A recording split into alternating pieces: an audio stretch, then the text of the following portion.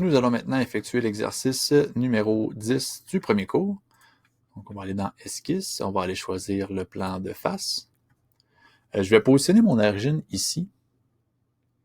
Je vais quand même me dessiner un rectangle là, pour déterminer là, la grandeur de mon esquisse. Je vais faire ça pour la construction. Donc, hors tout, là, je vais avoir ici 35. De en haut à ici, je vais avoir 100 mm. La largeur totale va être de 210. Donc, là, voyez-vous, il me reste encore ici du jeu. Donc, je vais mettre 35. Bon. Les éléments de référence sont totalement contraints. Maintenant, dessiner à l'intérieur. Donc, je commence. Je débute. Je vais me garder les petits congés ici pour la fin.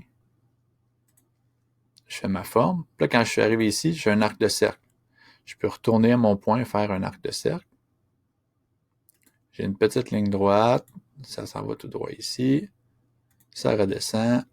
Je vais avoir un autre arc de cercle qui va venir jusqu'ici. Maintenant, je m'assure que ça ici, c'est tangent. Oh, je vais rentrer mon esquisse. Je vais aller mettre de la dimension.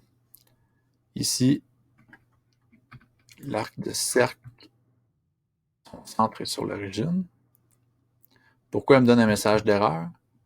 Parce que là, j'ai la hauteur qui est 35, j'ai la largeur qui est 35, ça donne deux fois l'information du rayon. Je peux en enlever une des deux.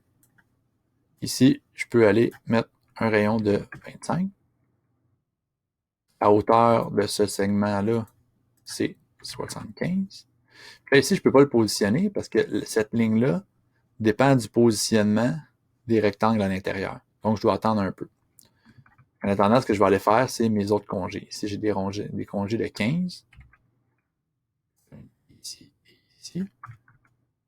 J'ai un congé de 20 à l'intérieur ici, à gauche.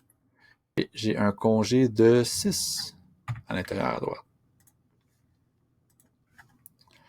Ensuite, ce que je peux faire, c'est mes rectangles à l'intérieur. Je vais commencer par en dessiner un.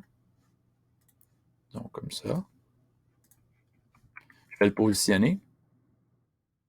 Si la distance est de 20 mm, ici j'ai 70 mm. Le décalage ici est de 10. La hauteur totale est de 30.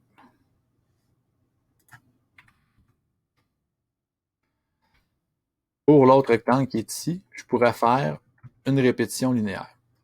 Répétition linéaire d'esquisse. Par rapport à l'axe des X, j'en veux 2. L'espacement entre chaque. Là, ici, j'aurais besoin de la calculer. Parce qu'elle n'est pas indiquée directement. Donc, j'ai 210. Moins 40, ça me laisse 170. Moins 70, ça me laisse 100. Moins 70, ça me laisse 30. Donc, l'espace ici serait de 30. Donc, ce que je dois faire, ce n'est pas de marquer une distance de 30 pour cette entité-là. Il va prendre ce point-là puis il va le déplacer de 30. En réalité, je dois le déplacer de 70 plus de 30. Donc, en réalité, la cote, c'est ça. Il va aller me positionner. Ça me dit pourquoi il n'est pas contraint. Donc, la cote de distance. Quand on fait une répétition linéaire d'esquisse, il existe une option qui n'est pas cochée par défaut, qui s'appelle espacement. Donc, ici, espacement des cotes en X, si je l'ajoute et je fais OK, il va me rajouter la cote qui me permet de faire la répétition. Là, voyez-vous, il n'y a pas beaucoup de contraintes ici. C'est parce que cet élément-là, c'est l'enfant de cet élément-là.